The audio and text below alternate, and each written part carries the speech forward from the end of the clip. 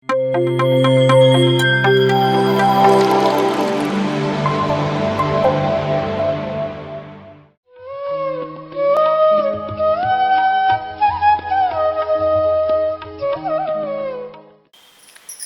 Masters, ನನ್ನ ಹೆಸರು ಸುಶೀಲಾ ಅಂತ.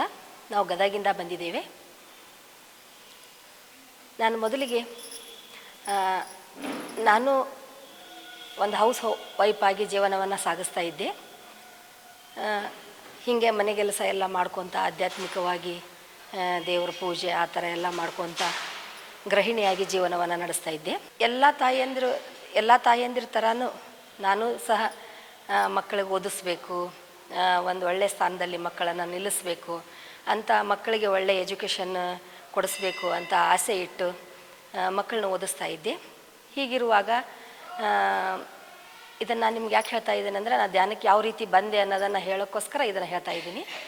ಹೀಗೆ ಜೀವನವನ್ನು ನಡೆಸ್ತಾ ಇರುವಾಗ ನನ್ನ ಮಗ ರ್ಯಾಂಕ್ ಸ್ಟೂಡೆಂಟ್ ಆಗಿದ್ದ. ಅವನಿಗೆ ಮೆಡಿಕಲ್ ಓದಬೇಕಂತ ತುಂಬ ಆಸೆ ಇತ್ತು. ಅವನಿಗೆ ಸ್ವಲ್ಪ ಅಂಕದಲ್ಲಿ ಅವನಿಗೆ ಮೆಡಿಕಲ್ ಸೀಟು ಮಿಸ್ ಆಯಿತು. ತುಂಬ ಜಾಣ ಇದ್ದ ಅವನು. ಆವಾಗ ಸ್ವಲ್ಪ ನನಗೂ ಬೇಜಾರಾದಾಗ ಏನಪ್ಪ ಇದು ಈ ಥರ ಆಯಿತು ಅಂದ್ಕೊಂಡು ಸ್ವಲ್ಪ ನನಗೂ ಮಾನಸಿಕವಾಗಿ ಕುಗ್ಗಿದೆ ನಾನು. ಇಲ್ಲ, ಈ ಥರ ಎಷ್ಟು ಚೆನ್ನಾಗಿ ಅಚೀವ್ಮೆಂಟ್ ಮಾಡಿದ್ದ, ಈ ಥರ ಆಯ್ತಲ್ಲ ಅಂತ ಸ್ವಲ್ಪ ಡಿಪ್ರೆಷನ್ನಿಗೂ ಸ್ವಲ್ಪ ಮಾನಸಿಕವಾಗಿ ಕುಗ್ಗಿದಾಗ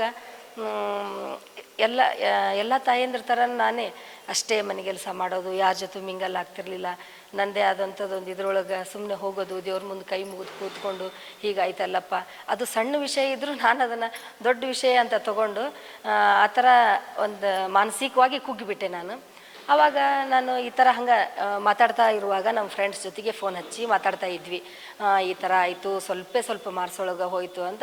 ಅಗದಿ ಕಡಿಮೆ ಅಂಕದೊಳಗೆ ಹೋಗಿದ್ದರಿಂದ ನನಗೆ ತುಂಬಾ ಬೇಜಾರಾಗಿತ್ತು.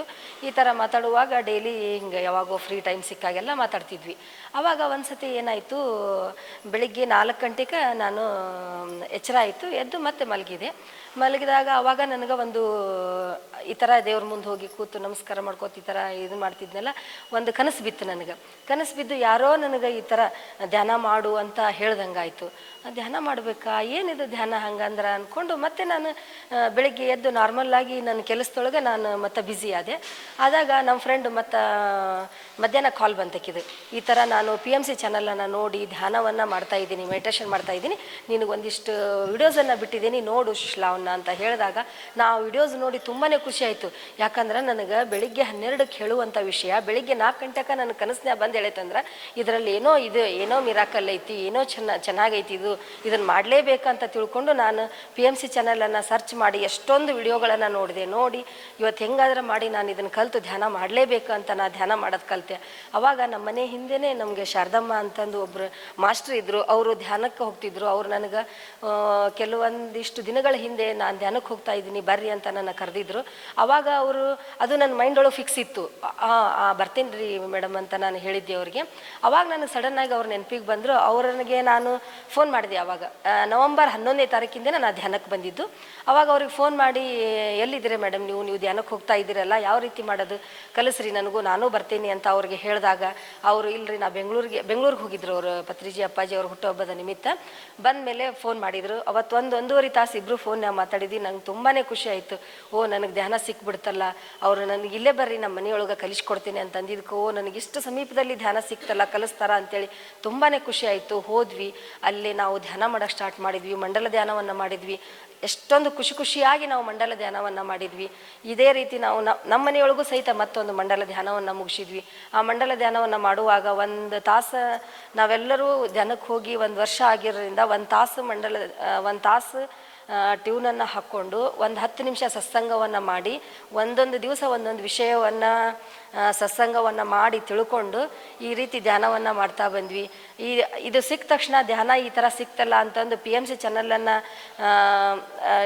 ಚಾನಲ್ ನೋಡ್ತಾ ಸಾಕಷ್ಟು ಮಂದಿಗಳ ಧ್ಯಾನವನ್ನು ಇದು PMC ಚಾನಲ್ನಲ್ಲಿ ಇಷ್ಟೊಂದು ಜನ ಧ್ಯಾನಿಗಳಿದಾರಲ್ಲ, ಎಷ್ಟು ಧ್ಯಾನವನ್ನು ಪಡ್ಕೊಂಡಿದ್ದಾರೆ, ಅವ್ರು ನೋಡಿ ನಾವು ಮಾಡಬೇಕಲ್ಲ ಅಂತ ಪ್ರೋತ್ಸಾಹ ಆಯಿತು. ಆ ಚಾನಲನ್ನು ನೋಡ್ತಾ ಎಷ್ಟೊಂದು ಧ್ಯಾನದ ಅನುಭವಗಳನ್ನು ನಾವು ಪಡ್ಕೊಂಡ್ವಿ, ಮಾಡ್ತಾ ಬಂದ್ವಿ ಇದೇ ಥರ ಧ್ಯಾನನ.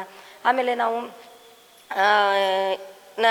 ಮಂಡಲ ಧ್ಯಾನ ಇರುವಾಗ ಅಲ್ಲಿ ಹೋಗಿ ನಮ್ಮ ಅನುಭವಗಳನ್ನು ಹಂಚಿಕೊಂಡು ಅವ್ರಿಗೂ ಸಹಿತ ಧ್ಯಾನ ಮಾಡಿರಿ ಅಂತ ಪ್ರೋತ್ಸಾಹ ಮಾಡಿ ಬರ್ತೀವಿ.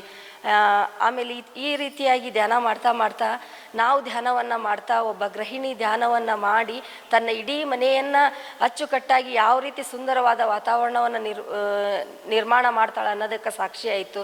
ನಾ ಧ್ಯಾನ ಮಾಡಿ ನಮ್ಮ ಮನೆಯವ್ರಿಗೂ ಧ್ಯಾನ ಕಲಿಸ್ಕೊಟ್ಟೆ. ಆಮೇಲೆ ನನ್ನ ಮಕ್ಕಳಿಗೂ ಸಹಿತ ನಾ ಧ್ಯಾನವನ್ನು ಕಲಿಸ್ಕೊಟ್ಟೆ. ನಮ್ಮ ಮನೆಯವರು ಟೀಚರ್ ವೃತ್ತಿಯಲ್ಲಿ ಇರೋದ್ರಿಂದ ಅವರು ಶಾಲೆಯೊಳಗೆ ಎಲ್ಲ ಮಕ್ಕಳಿಗೂ ಧ್ಯಾನವನ್ನು ಹೇಳ್ಕೊಟ್ರು. ಅವರು ಶಾಲೆಯೊಳಗೆ ಧ್ಯಾನವನ್ನು ಹೇಳ್ಕೊಡೋದ್ರಿಂದ SLCಯಲ್ಲಿ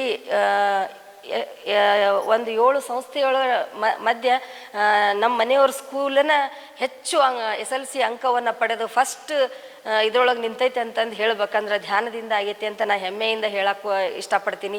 ನನ್ನ ಮಕ್ಕಳಿಗೂ ಧ್ಯಾನವನ್ನು ಕಲಿಸ್ಕೊಟ್ಟೆ. ನನ್ನ ಮಕ್ಕಳು ಧ್ಯಾನ ಮಾಡಿ ಏನು ಮೆಡಿಕಲ್ ಸೀಟು ಸ್ವಲ್ಪ ಅಂಕಗಳೊಳಗೆ ಮಿಸ್ ಆಗಿತ್ತು ನನ್ನ ಮಗನಿಗೆ, ಈ ವರ್ಷ ಫಸ್ಟ್ ಲಿಸ್ಟ್ನೊಳಗೆ ನನ್ನ ಮಗನಿಗೆ ಮೆಡಿಕಲ್ ಸೀಟ್ ಸಿಕ್ಕಿದೆ ಅಂತ ಹೇಳೋದಕ್ಕೆ ನಂಗೆ ತುಂಬಾ ಖುಷಿ ಆಗುತ್ತೆ.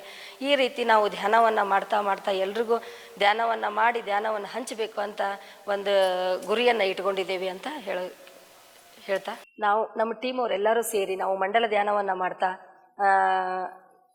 ಕೆಲವೊಂದಿಷ್ಟು ವಿದ್ಯಾಸಂಸ್ಥೆಗಳಿಗೆ ಶಾಲೆಗಳಿಗೆ ಹೋಗಿ ಆಮೇಲೆ ದೇವಸ್ಥಾನಗಳಿಗೆ ಹೋಗಿ ಧ್ಯಾನವನ್ನು ಪ್ರಚಾರ ಮಾಡ್ತಾ ನಮ್ಮ ಟೀಮ್ ವತಿಯಿಂದ ಸೇರಿ ನಾವೆಲ್ಲರೂ ಮೊದಲಿಗೆ ನಾವು ಒಂದು ಸ್ಕೂಲ್ಗೆ ಹೋದಾಗ ಏನು ಇದನ್ನು ನೀವು ಯಾವ ರೀತಿ ಹೇಳ್ಕೊಡ್ತೀರಾ ಅಂತ ನಮಗೆ ಇದನ್ನು ಮಾಡ್ತಿದ್ರು.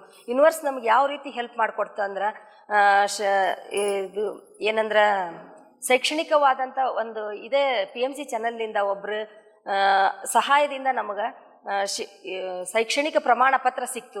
ಆ ಪ್ರಮಾಣ ಪತ್ರವನ್ನು ನಾವು ಸ್ಕೂಲೊಳಗೆ ತೋರಿಸಿದ ತಕ್ಷಣ ನಮಗೆ ಕೆಲವೇ ನಿಮಿಷಗಳಲ್ಲಿ ಆಯಿತು, ಹಂಗಂದ್ರೆ ನೀವು ಧ್ಯಾನವನ್ನು ಹೇಳ್ಕೊಡ್ತೀರಾ, ನಮ್ಮ ಮಕ್ಕಳಿಗೆ ಹೇಳ್ಕೊಡ್ರಿ ಅಂತಂದು ನಮಗೆ ಅನುಮತಿಯನ್ನು ಕೊಟ್ಟು ಬಿಡ್ತಿದ್ರು. ಈ ರೀತಿಯಾಗಿ ನಾವು ಟೀಮ್ ವತಿಯಿಂದ ಎಲ್ಲರೂ ಸೇರಿ ಸ್ಕೂಲು ಮತ್ತು ದೇವಸ್ಥಾನಗಳಿಗೆ ಹೋಗಿ ಧ್ಯಾನವನ್ನು ಪ್ರಚಾರ ಮಾಡ್ತಾ ಬರ್ತಿದ್ದೀವಿ. ಎಲ್ಲ ನಮ್ಮ ರಿಲೇಟಿವ್ಸ್ ಮನೆಗೆ ಹೋದಾಗ ಎಲ್ಲಿ ಹೋದಾಗ ಅವ್ರಿಗೇನಾರ ಸಮಸ್ಯೆಗಳಿದ್ರೆ ನಿಮಗೆ ಈ ರೀತಿ ಧ್ಯಾನವನ್ನು ಮಾಡ್ತಾ ಹೋಗ್ರಿ ಅಂತ ನಮ್ಮ ಎಲ್ಲ ಸಂಬಂಧಿಕರಿಗೂ ಸಹಿತ ನಾವು ಧ್ಯಾನವನ್ನು ಕಲಿಸಿದ್ದೀವಿ. ಈ ರೀತಿ ನಾವು ಧ್ಯಾನವನ್ನು ಮಾಡ್ತಾ ಧ್ಯಾನವನ್ನು ಪ್ರಚಾರ ಮಾಡುವಂಥ ಗುರಿಯನ್ನು ಇಟ್ಕೊಂಡಿದ್ದೀವಿ. ನಾವು ಪಾಂಪ್ಲೆಟ್ಸ್ಗಳನ್ನು ಹಂಚಿ ಗದಗ ಹಾಗೂ ಮತ್ತು ಇನ್ನೂ ಮುಂತಾದ ಕ್ಷೇತ್ರಗಳಲ್ಲಿ ನಾವು ಧ್ಯಾನವನ್ನು ಪ್ರಚಾರ ಮಾಡುವಂಥ ಗುರಿಯನ್ನು ಹೊಂದಿದ್ದೀವಿ ಅಂತ ಹೇಳ್ತಾ ನನ್ನ ಅನುಭವದ ಮಾತುಗಳನ್ನು ಮುಗಿಸುತ್ತೇನೆ. PMC ಕನ್ನಡ ಚಾನೆಲ್ ಅನ್ನು ಲೈಕ್ ಮಾಡಿ, ಶೇರ್ ಮಾಡಿ, ಸಬ್ಸ್ಕ್ರೈಬ್ ಮಾಡಿ ಮತ್ತು ಮಾಡಿಸಿ. ಎಲ್ಲರಿಗೂ ಧನ್ಯವಾದಗಳು.